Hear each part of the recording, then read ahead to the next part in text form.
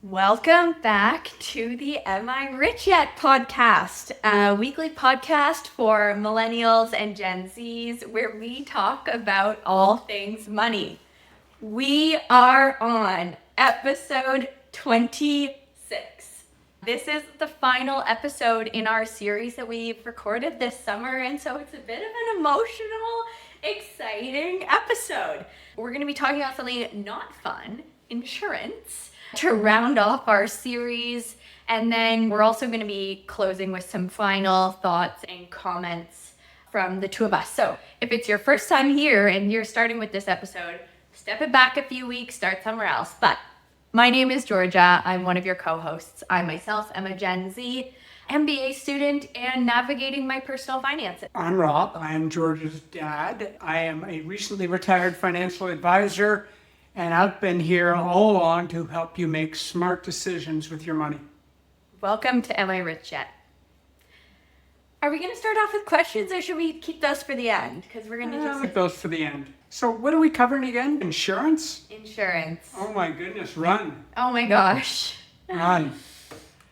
So let's look at insurance. You know what? I'm a funny place to start. When we recorded our very first episode 1 in one of our variations, because we had to do a few to get things rock solid, we were going over the goals, and I remember saying, you talk about insurance with your clients, but I don't think insurance pertains to me. And we laughed because it's one of those topics that maybe someone young, full of life, feels like insurance doesn't relate to them that much, but it's really important in terms of your financial health as a whole. So It's a piece, absolutely. you're going to ask me my experience with insurance. No, I Okay. wasn't. I was going to ask you, you had a car. Yes. Did you have car insurance? Yes. So you insured your car. You haven't got a house yet. No. But I have Do condo. you think we have insurance on this cottage? Yes. In case of a fire or vandalism or Yes. earthquake or who knows what? Forest fire? Of course. I've also had apartment/rental insurance since Okay. I got out of my undergrad. So when it comes to what's the most valuable thing that you have? My health. Your health, Yes. right? But most people don't have insurance on their health. True. So that's why we're going to have this discussion. I think it's an important discussion to have.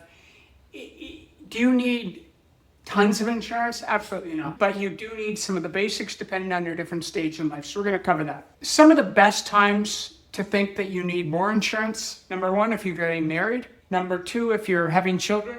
Number 3, if you're buying a house. Those are the 3 times you need to do it. Or if you're in a dangerous job, you need probably some life insurance. What we're going to do today, we're going to cover the different types of insurance. There's 3 basic types that we're going to look at: whole life insurance and life insurance in general, disability insurance, and critical illness insurance. So we're going to start with term insurance. Okay. So what term insurance is, so we have Georgia here, she's 26, and if she looked at when she was working in the working world prior to her MBA, she was part of a company, and they probably had a policy there. It would have been a term policy, a 1-year term policy, and it probably would have been maybe 1 times your income.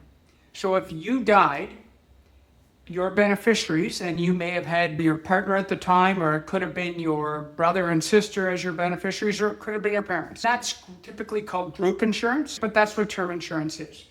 You can also buy personal term insurance, typically in 5-year, 10-year, or 20-year periods. When I give the period, it just means that whatever you're paying is locked up for that 5 years. So if I decide to buy a 5-year policy, in 5 years it renews, and I'll have to pay a higher amount for that insurance. So let's use the simple example. I'm going to buy $100,000 worth of insurance, and I can buy it at 5-year, 10-year, or 20-year. It's more expensive to buy a 20-year policy, but you don't have to deal with it 5 years from now. So you'll pay a little more in your premium to get a 20-year policy than a 5 or a 10-year. The cheapest would be a 5-year policy. And how much does that cost you a year? And is term insurance essentially just life insurance? It's just life insurance. Okay. So in the event that, and the probability of a 26-year-old female dying isn't that high. It's certainly probably not because of health reasons. It may be other reasons, dangerous things you might be doing, but it's relatively cheap insurance. So I call it cheap and cheerful. You pay for it on a monthly payment or once a year, and it renews. What renewable means is you can renew it without having to get a check on your health. Yeah. So sometimes that's a good thing to have. So that's life insurance. Do you need it if you're 26 with no dependents? Probably not. You may be covered from the company that you're working for. Or your academic institution. I think like most universities and colleges have. So you get to choose who your beneficiary is, who's going to receive the money, and they receive that money tax-free. So that's one of the beauties of life insurance. The money is paid out tax-free. Once again, it could be a friend, partner, siblings, parents, whoever you choose. Next up, very similar to term insurance, but it's called whole life insurance. So why is it called whole life? Well, you have it for your whole life. Much more expensive because now we're insuring, if you're 26, you could have this policy at age 100. It has two sides to it. It has the payout. So maybe you took out let's call it $100,000 whole life policy, but over time, some money comes out of your premium and goes into a side account that also gets paid out. So when you die, your beneficiary might even receive $200,000 or $300,000, depending on the policy. Most whole life policies, people will pay for it on a monthly or a yearly basis, and sometimes they do it what's called quick pay. They'll pay more for the next 10 years, and then they have it for the rest of their life. So there's different options there. At your stage, I don't think you need whole life insurance. It's expensive for the amount you're getting. I prefer you have term insurance. And so the main difference is term insurance you can purchase for a 5, 10, 20-year period, but whole life, once you buy it, you're covered for life. It's got not just the insurance side and the death benefit, but it's got a side account that builds up over time. They take a little bit out of the money that you're paying every year and they put it into an investment for you. Got it. Now, let's go back to term. You can buy term to 100. Okay. So term policies, there is something called term to 100. And what the beauty of it is, if you make it to 100, they give you the money. Okay. You gotta make it to 100. Not many people do that. That's my goal. Okay. I'm going for that. Next up is universal life insurance. This is, again, combo insurance. It's got the death benefit just like term, and it's got a side policy, and you get to choose which investments. In the whole life policy, you don't get to choose how it's invested. You're invested in the company, whoever it came from, Manulife, Sun Life, Okay. someone like that. Whereas universal life, you can invest it in the stock market. You can invest it in bonds, the side account. A little more complicated, once again, mostly paid for in a quick 10-year, 15-year period. Got it. Next up is disability insurance. So there is something like a 60% chance that you become disabled before you're 60 years of age, at some point in your working career. Yeah. Disability insurance is basically there to cover you while you're disabled. Now, you might be out for 6 months, a year, 2 years, or even longer. Often it's part of a group plan, and typically the group plan might cover you. Here's some of the terms you'll hear. Nothing is paid for the first 90 days, so there's an elimination, they call it an elimination period, 90 days or 3 months, and then you start receiving your payments, and it's often tied to your income. So you might get 60% of your income, you might get 70% of your income. Right. You won't get one that pays you 100% of your income, or it may pay you a specific dollar amount. Okay. So I happen to have one that pays $10,000 a month. Other little trick for disability insurance, if you pay the premiums, the amount that you owe for the insurance, when you receive the benefit, it's tax-free.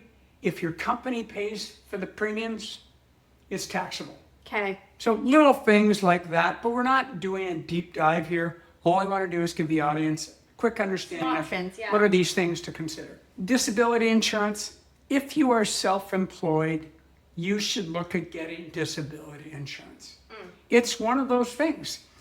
Imagine what happens to your financial plan. You still got to pay rent and all those things if you can't go to work. That's not a good thing. No. So at least you're getting some basic money, and if it's paid out tax-free, even better. Got it. A lot of people shy away from disability insurance because it's expensive.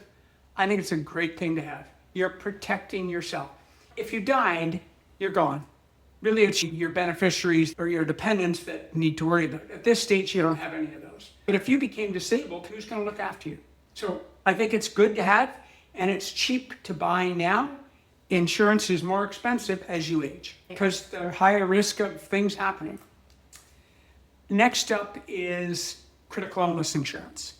So I got diagnosed with cancer for the first time in 2012. I happened to have bought a policy 2 years prior to that. Didn't know I had cancer or cancer was coming. I bought a policy for $250,000. My business partner and I both bought them, and we view it as a forced savings plan, and I'll talk about that in a minute. Okay. Once the insurance company agreed that yes, you do have cancer, and they talked to the doctors and the medical reports, I literally received $250,000 cash free. That helped to pay for some of the treatment that I received at the time. I was able to go to Germany. I was able to pay off any debt we had. So it really helped. Yeah. Now, you don't need that big a policy, but even a $50,000 or $25,000 critical illness policy is helpful to have. Because there's a higher probability today, especially in younger people, getting a critical illness. We all hear about I go to Princess Margaret regularly, and I see these 20-something-year-olds being treated for cancer. So I see it all the time. I have a question or do you have anything else to add? A couple little things about it. There is something on critical illness called the return of premium. You pay a little bit more every year, but if you make it to age 65 without having to use the policy, you get all the money back. Now, you don't get any growth on that money. It's like a forced savings. So that's when my business partner, Mike, and I bought those policies. We viewed it as a forced savings plan, not expecting that one of us would get a critical illness, but we did. If you've got a company, that company can help pay for that. So some neat things around critical illness. Insurance is also used a lot for estate planning. We're not going to cover any of that today. So I got a question. Just to round up, because we talked about term insurance, whole life insurance, universal life insurance, disability insurance, and critical illness insurance. Take me, 26, let's say I have zero insurance, and let's pretend I'm not a student and I'm working. What would you recommend I get tomorrow? Because you're not working right now? Let's say I'm working. Okay, if you're working, you're probably going to be covered through your company. The above? You're going to have some term insurance, maybe 1 or 2 times your salary, and you're going to have a disability policy after you've been with the company for 90 days, typically. But that's where you want to open up that benefit book and see what you have. Okay. And if you're missing something, some companies have great policies, some don't have great policies. It all depends who you're working for. The bigger the company, the more likely that it's covered. So let me reframe my question. Tomorrow I become a full-time podcaster, self-employed, 26 years old, my demographic, my lifestyle, whatever. What insurance should I get? Disability. Just disability. Your biggest risk is becoming disabled and not being able to do what you're good at. Before critical illness. Think about it. If you were a professional golfer, right now, you wouldn't be able to go out and earn a living. You're injured right now. So you need that. Now, it's expensive because you're a professional golfer, but it's almost a must. It's kind of like your car or your house. You're protected. So how much? So you say just disability insurance, not term insurance? You have no beneficiaries. If you die, you die. I know that's harsh, but it'd be very sad. But no one.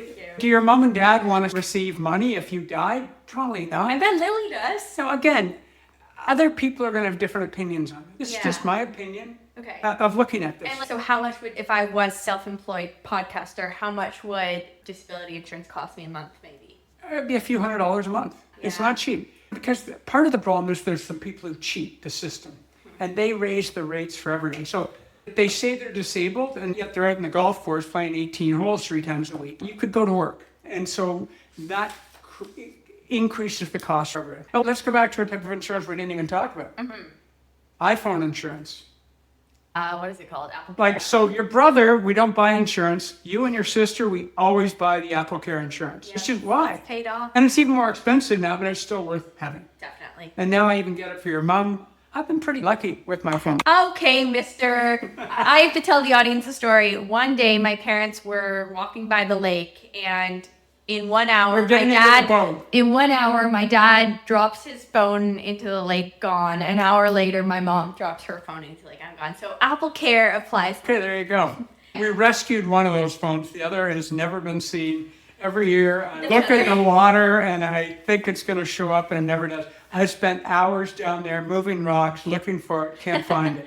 It must have just shot out somewhere. Who knows? Well, remember one of our earlier episodes? I lost a ring in there. So I bet there's a lot of there you bills go. down there.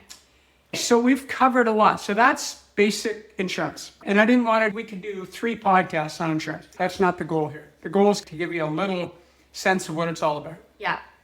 So we've covered the content we wanted to talk about in this final episode. Now we've gotten to the stage where we're going to do a quick roundup of everything we've covered in this Am I Rich Yet podcast series, wrap things up, and then just have a bit of banter back and forth about the experience and reflecting on some of the things we enjoyed and didn't enjoy as much. So why don't you kick it off with giving us our 5 or 10 big takeaways? So I'm going to call it the 10 steps to building wealth. Number 1, figure out your why. What is it you're trying to accomplish? Retirement, savings, tax savings, figure out your why and turn those into some goals. And we covered that in episode 1. And you know why I love the Know Your Why is because this year, in the summer of 2025, the Toronto Pride theme is Know Your Why. So we're very timely and everyone is talking about knowing your why because it's important. So number 2, commit to a savings plan. Whether it's 10, 15, 20%, ideally the higher the better because it's you. You're saving for yourself. It's not for your advisor or anything like that. 15 is good. And then every year, increase it. Always tied to your income. So if your income goes up, you increase it. Pretty straightforward. Number 3, if you've got debt, determine when you want to get that debt paid off. How old? How much do you have? What rate are you paying? How quickly am I going to pay that off? And set a reasonable amount. We've talked about your debt before. It's a 6-figure number. But so let's say you can't pay that off in a year. So if someone has a chunk of debt, should they go talk to someone to find out what that time horizon should be? Should they make it up themselves, do some research? What do you know? It's I a think combination today of you can do a factors. lot of that research yourself. Yeah, map even it out. chat. You can put things like that in a chat and get it. It's not. You've already said sometimes you get the wrong answer. So put it in a couple of different ways and see if you get the similar answer. I think you will. It's a pretty straightforward question. Cool. And 100,000. I think I've got 20,000 extra a year that I could put away, and it's going to take you 5 years. Okay. Next up, decide who you're going to use to manage your money with. Is it going to be one of the big banks and their online service? Okay. Really good, cheap, cheerful. Yeah. Maybe it's one of the robo-advisors. Maybe you're in a position to start using a full-service financial advisor. Look at a couple of them. There's some great articles that come out regularly, like everything else, reviewing all of them, rating them. What's the Google rating for all of them? If you pick one with a good rating, you're probably not going to make mistakes. So that one's easy. Next, we've talked about the different types of accounts. Which accounts are you specifically going to be using and why? And how much you're going to fund them with. Is it your RSP, TFSA, RSP, open account? What is it? So that's number 5. And don't overcomplicate it. We spoke about this topic on a number of episodes and we went over what income bracket or if you only have this much where your best bang for your buck would be. So Yeah. it sounds overwhelming and intimidating just hearing determine your accounts and why, but do some research on it. Nothing this knowledge isn't inherent. You need to educate yourself and talk to people. I agree. Next, a little more specific to Rob McClellan and his experience, invest in 100% equity investment. You're young. You can afford to take the risks. If you do make some mistakes, you can afford to do it. The more equities you have in your portfolio, the more successful, the more wealth you'll build, plain and simple. And why you pick a globally diversified strategy, it doesn't jump around as much. It's still going to jump around. It's still going to have years where it loses 20, 30%. But those pass very quickly. And because you're putting money in, which is our next one, on a monthly basis, you're a buyer. You're not selling. So you actually want the market to go down because you're going to buy more shares when it's cheap. Yeah. Next up, avoid chasing the fads. Avoid chasing individual stocks. I listened to a whole podcast the other day on the risk of individual stocks. It is crazy how risky they are individually. As a group, they're not risky. Individually, they're risky. Here's just a little evidence on that. If they go back to 1920, 43% of those companies have had a catastrophic loss. In other words, they've lost, this is the Russell 3000, have lost more than 70% of their value and never recovered. 43% of the companies that have been on that index. So that's a pretty high number of failure. The more diversification, it's your free lunch. We've talked about that. Number 8, never touch your investments. Think of the bar of soap. The more you play with it, the quicker it disappears. Number 9 was set up your monthly savings. We touched on that. And number 10, and everyone's going to hate this one, but set up a budget, whether it's in Excel or whether you're using one of the programs out there or your bank's program. Set up a budget, look at it, at least monthly, pay your bills when you're using it. It'll just help you get a better handle on what you're doing. Yeah. Otherwise, you're just looking at how much money's in my account, I'll spend it. Yeah. That's not going to build wealth. Yes, I heard this great quote that said, if you're purchasing something based on how much money is left in your bank account, then that's a horrible decision. Know your budget. Okay. Georgia, we talked about the 3 choices. What are the 3 choices? So the 3 choices are living above your means, living below your means, and living within your means. And Oh my goodness! okay, for people that are just listening, our producer behind the camera, Ingrid McClellan, just shot out money again of Wow. fake $100 bills. Some beautiful, it's U.S. currency too, so it's actually worth like a buck yeah. for it. That's Okay. great. Well, Thank you, Ingrid. yeah, now we just So you had some questions you wanted to Yes. So this might be a bit of an extended episode. Let's start off with just giving some thanks, because I've mentioned this in we've mentioned this in some of our marketing and social posts. We're the 2 people in front of the camera, but it has really been a group of people supporting us and bringing this podcast to life. We have Ingrid McClellan, who is behind the camera right now. Woo! Yay! Who has spent hours and hours being there's a peace sign from her, being our producer, helping make sure the camera's set up, the lighting, keeping us on time schedule, making sure we look okay behind the camera. Telling us to smile, to straighten up, Fix our postures. stop, and that our camera, our microphone's rumbling. It's been a very important job. 2 important people to shout out are Emma, Lisa, and Nicole Grella, known as Bad Gal Graphics, who created our logo and branding. And that's been I think that took our podcast to a next level. That's been great. Absolutely. We have Hannah Richardson, who's created these tote bags as our first official merch, and maybe some more merch will come along later down the line. There was a ton of people we reached out to who either work in film and production or media, and we got ideas on what cameras we should have, what speakers, etc., etc.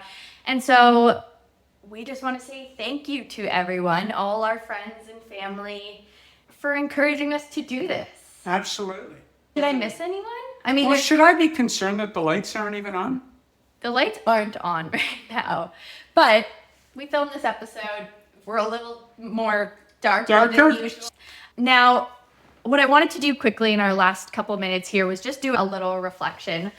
I honestly wish we could have a full episode just around reflection, and maybe that comes later. We kind of talked about some after show stuff we might try to incorporate since we're pre-recording all these episodes. But there are 3 questions I want us both to answer. So I'll start off with asking you, and then you can ask me. What has been your favorite part of filming this podcast? I think there's a couple things, but if I had to pick my favorite, it's actually been an opportunity of working on something with you. And we came up with this idea. We came up with it pretty quickly. We figured out how to do it. We figured out how many episodes, what they were going to look like. There was a lot of work in between preparing each episode, and we each figured out which job we had, and we just did our jobs, and we didn't really interfere with each other's jobs. Exactly. So that's been a pleasure. It was something that I might never have got the opportunity to experience. Yeah. So that's been fun. And I think something I mentioned, like we both share that quick starter characteristic on the Colby Index. And I think that really showed through overnight that we had the idea and then we texted each other the next day being like, I think this has some legs. Yeah. And then it was even hilarious because the day after we released the first episode, I texted you and said, have you listened to the first episode? Because I got it all edited and launched. And then I texted another message and I said, I didn't want to listen to it, but I chose to put it on my drive down to Barrie, and I think it sounds freaking great. And you were like, oh my God, I didn't want to listen to it either because we felt like it was our first episode. We feel like we got a bit better as the show went on. Yeah. And you said the same thing, but it was great and I loved it. And I thought that was hilarious that we both were like in those same shoes. I agree. What is your least favorite part? What were you most challenging? We had a short timeline. You head back in a couple weeks. Yeah. And our goal was, we actually looked, if we started July 1st, we had 26 weeks, half a year. So we figured, okay, 26 podcasts, you're 26, so that was all lined up. But doing 26 podcasts in literally 3 weeks is what we did them. And you came out, you had this schedule that we had to stick to, and more or less we stuck to it. Yeah.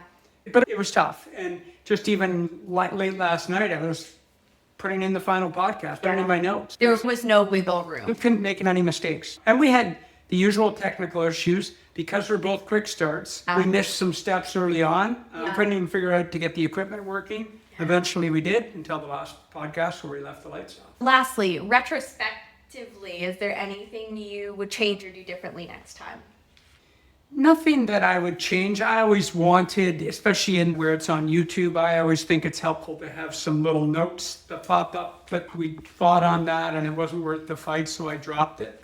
Number two, I hope that there's a demand and that people want us to continue beyond 26. If not, I'm really happy with what we've done. We weren't out to make money for ourselves. We were out to help people build wealth. And if that works for 10 people or 100 or 1,000, then we've accomplished what we set out to do. Totally. Yeah. Yep. I agree. What did you dislike the most? What I disliked the most, instead of my least favorite part, some things I found challenging was one, putting out in the public this content around money that's a taboo topic. And I think what kept me like grounded and feeling motivated and like this was okay and not weird or inappropriate or whatever was just that the demand was there. Like we've had such positive feedback from people and the sheer number of questions that we got before we even started filming. Do you know, like we're talking about a taboo topic and stuff, but people want to hear it and there's a need. And so that was a bit of a challenge. The other challenge was like, I feel like from filming episode 1 to where I am now, my confidence on screen and on camera like has shot up in a really positive way. I've been a lot more comfortable, and you need to let go of a lot of things when filming these things. Like we're in a vulnerable position, speaking from the heart, saying what comes to mind. There's only so much editing and stuff you can do, and there were moments where I was like, oh, did I sound stupid by saying that, or what did that come off as? But if you're not putting stuff out there and if you're not trying, then what are you doing? No, I agree. The only thing I would change, and I'm eager to see what the response is, but we had a couple episodes in those first kind of 1 to 10 where we were really trying to stick to that 15-20 minute time frame. And I feel like with most things we talked about, we could have expanded and gone on forever. Each topic could have been a 2-hour episode. And I think like in some of those longer episodes, we got a bit more like meat in the sandwich. Yep. And we'll see what the response is as the episodes release. But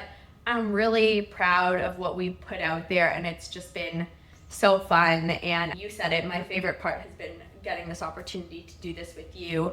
I also learned, I think I really like working with a business partner. I think you find the person that matches you, and like you said, we both had our different jobs and responsibilities, and we conversed when we needed to, but we trusted that each other was going to get the job done and have it ready in a timely manner. And we did that, and I think it flowed really great. And it's incredible to see what you can create in a short period of time when you put your mind to something. When you're under a deadline, Yeah, strange, right? totally. It's like your last day before you go on a trip. You get everything done. And yet you've taken months to get that stuff accomplished. Yes. There was a quote at Cornberry that said, if you're as productive as you are in the day before you leave on a trip, every day of the week, you can retire. Absolutely. Well, anyways, So, that brings us to the close. Again, if you liked what you heard, give it a like, give us some comments, subscribe for sure, share it with friends. Anyone who you think could use this advice, share it. And if their demand is there, we'd love to do part 2. I don't know how we'll pull that off, but we'll figure that out later. Maybe we'll bring in some special guests, maybe have some outside live caller in type things. It could be fun. Okay, So thanks, anyways, Georgia. thanks again.